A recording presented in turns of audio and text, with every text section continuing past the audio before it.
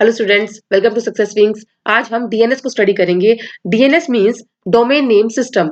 ये क्या होता है? जैसे कि हम वेब ब्राउजर के अंदर कोई भी अपना डोमेन नेम टाइप करते हैं, so for example like www.google.com हमने ये टाइप किया, तो ये इस डोमेन नेम को कन्वर्ट करेगा डीएनएस किसमें? आईपी एड्रेस में, राइट? तो डोमेन नेम सिस्टम को और अच्छे से समझते हैं।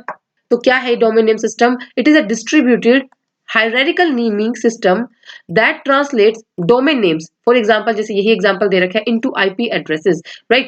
in simple word, जो डीएनएस है वो क्या है? इंटरनेट फोन बुक है, राइट?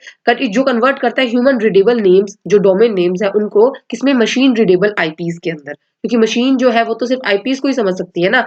नाउ इसकी जरूरत क्यों पड़ी? Human remember names note IP address. जो आईपी एड्रेस है जैसे जो न्यूमेरिक फॉर्म में होता है उसको याद करना थोड़ा डिफिकल्ट होता है, लेकिन हम नेम्स इजीली याद कर सकते हैं, तो इसीलिए हमें डोमेन नेम की जरूरत पड़ती है। वेबसाइट्स में चेंज आईपी फ्रीक्वेंटली। वेबसाइट जो होता है मे भी हो सकता है कि उसका आईपी एड्रेस चेंज हो जाए, राइट? तो लेकिन डोमेन नेम सेम ही रहता है।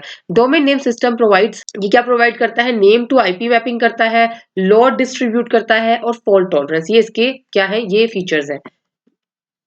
अब कैसे काम करता है वो देखिए सर। स्टेप वन में जैसे यूजर ने कोई भी एंटर करी यूआरएल, ठीक है, वेबसाइट का नाम डाला, फॉर एग्जांपल ये www.example.com, ठीक है। अब ब्राउजर चेक करेगा कैश को, ठीक है। ब्राउजर सबसे पहले कैश पे जाएगा, browser cache, OS cache, root cache. अगर वो इस कैश में कहीं पे भी वो वेबसाइट का नाम मिल जाता है तो कोई डीएनएस लुकअप की जरूरत नहीं है, otherwise query goes to DNS resolver. तो इसका मतलब कि अब उसको, क्योंकि वो कैश में तो नहीं है ना, तो हमें उसको मैप करना पड़ेगा। तो वो अगर वो इन कैश में नहीं मिलता है वेबसाइट का नाम, तो फिर क्या करेगा? Query goes to DNS resolver. उसमें रिजोल्वर क्वेरीज रूट सर्वर, पहले वो रूट सर्वर पे जाएगा, फिर root return the address of TLD server. TLD server में जैसे ये सारे के सारे आते हैं एड्रेस जो इन सबके हैं, जैसे डॉट ये वाली वेबसाइट है, या डॉट इन है, या डॉट ओआरजी है, या डॉट कॉम है। इन सारी वेबसाइट्स जो ये है सबसे पहले ये उठाएगा, ठीक है। उसके बाद रिजोल्वर क्वेरीज द टीएलडी सर्वर। अब रिजोल्वर क्वेरी करेगा टीएलडी सर्वर को, और टीएलडी रिटर्न क्या करेगी? Authoritative name server. अब नेम सर्वर रिटर्न होगा, राइट? रिजोल्वर क्वेरीज ऑथोरेटिव सर्वर, फिर ऑथोरेटिव सर्वर के पास जाएगी तो ऑथोरेटिव सर्वर रिटर्न करेगा फाइनल आईपी एड्रेस को, ठीक है। तो पहले तो वो रूट सर्वर के पास गई, फिर वो टीएलडी सर्वर को क्वेरी करेगा, टीएलडी सर्वर से फिर उसको पहले नेम सर्वर मिलेगा, फिर वो अगेन टीएलडी सर्वर को क्वेरी करेगा, वहां से उसको क्या मिलेगा? फिर जो फाइनल आईपी एड्रेस है वो उसको मिल जाएगा। तो browser connects to the server using IPs. Finally browser क्या करेगा? कनेक्ट करेगा सर्वर से, राइट? फिर टीएलडी सर्वर है, ये भी लिख लीजिए। ये टीएलडी सर्वर क्या होता है? Top level domain, top level domain server होता है। इसके पास क्या होता है? इसके पास इंफॉर्मेशन होती है सारी की सारी डोमेन नेम्स की, राइट? तो ये इसको याद रख लेना, राइट? नेक्स्ट आता है डीएनएस हायरार्की। डोमेन नेम की जो हायरार्की है वो बता रखी है, पहले डॉट आता होता है, राइट? उसके बाद टीएलडीज आते होते हैं, जैसे कॉम है, ओआरजी है, इन है, ये है, इन सब के बारे में पता लगता है। ऑथोरेटिव सर्वर के पास इसके बाद ऑथोरेटिव सर्वर पता लगते हैं। फिर डोमेन क्या है? गूगल है, क्या डोमेन का नाम है जो उसके यहाँ पे जैसे www और डॉट कॉम या डॉट इन सब के बीच में जो लिखा जाएगा वो है डोमेन, वो डोमेन आ जाएगा। उसके बाद सब डोमेन, सब डोमेन यानी कि www, वो सब डोमेन में आ जाता है, राइट? तो वो www होता है, ठीक है। तो इस तरह से ये डीएनएस हायरार्की हम रिप्रेजेंट करते हैं। अब कुछ टाइप्स ऑफ डीएनएस रिकॉर्ड्स होते हैं, जैसे कि ए का क्या काम है? ये मैप करेगा डोमेन को IPv4 के अंदर। 4 टाइम्स ए अगर हो तो मैप करेगा डोमेन को IPv6 के अंदर। सी नेम यानी कि कैनोनिकल नेम, यहाँ पे लिख देते हैं कैनोनिकल नेम। ये क्या करता है? ये अलाइस नेम, यानी कि ये क्या करेगा? मैप करेगा एक डोमेन को दूसरे डोमेन में, मतलब ये कन्वर्ट करेगा एक डोमेन नेम को दूसरे डोमेन नेम के अंदर। एमएक्स क्या आता है? ये इसका काम है मेल सर्वर का, ठीक है। मेल सर्वर के लिए यूज होता है ये नेम सर्वर्स के लिए यूज होता है। एनएस टेक्स्ट जो है वो वेरिफिकेशन के लिए यूज होता है।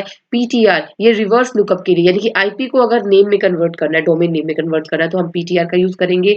एसओए ये जोन इंफॉर्मेशन के लिए होती है, ठीक है। तो ये आपको टाइप्स है याद होनी चाहिए। नेक्स्ट आता है डीएनएस सिक्योरिटी कंसर्न्स। उसमें डीएनएस में क्या सिक्योरिटी कंसर्न्स रहते हैं?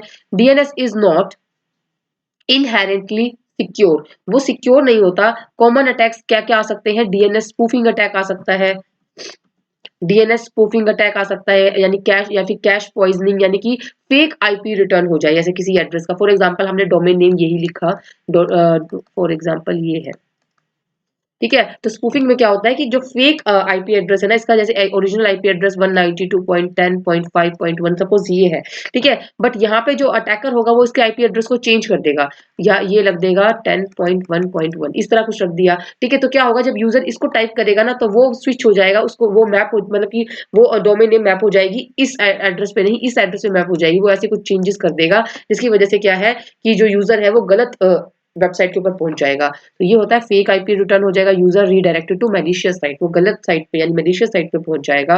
डीएनएस हाइजैकिंग क्या होती है?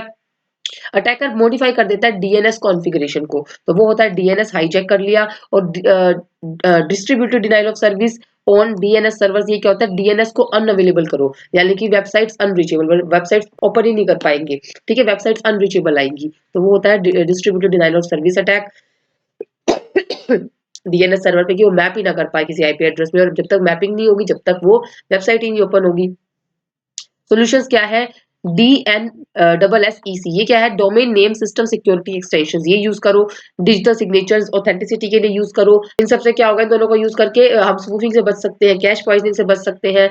ये जो है not for encryption only integrity and authentication, जो हम यूज कर रहे हैं ना, इससे इंक्रिप्ट नहीं हो रही है हमारी कोई भी इंफॉर्मेशन, इससे ये सिर्फ किस लिए यूज हो रहा है, इंटीग्रिटी के लिए, कोई चेंज ना कर सके, और ऑथेंटिसिटी के लिए, ये ऑथेंटिकेटेड सोर्स से हमारा डेटा आ रहा है, ठीक है? ऑथेंटिसिटी चेक करती है ये, और इंटीग्रिटी, ये दो चेक करती है, ठीक है? ये था डीएनएस डोमेन नेम सिस्टम। अगर आपको आज की वीडियो अच्छी लगी तो प्लीज इसको लाइक कीजिएगा, चैनल को सब्सक्राइब कीजिएगा, अपने व्यूज कमेंट में शेयर कीजिएगा। Thank you.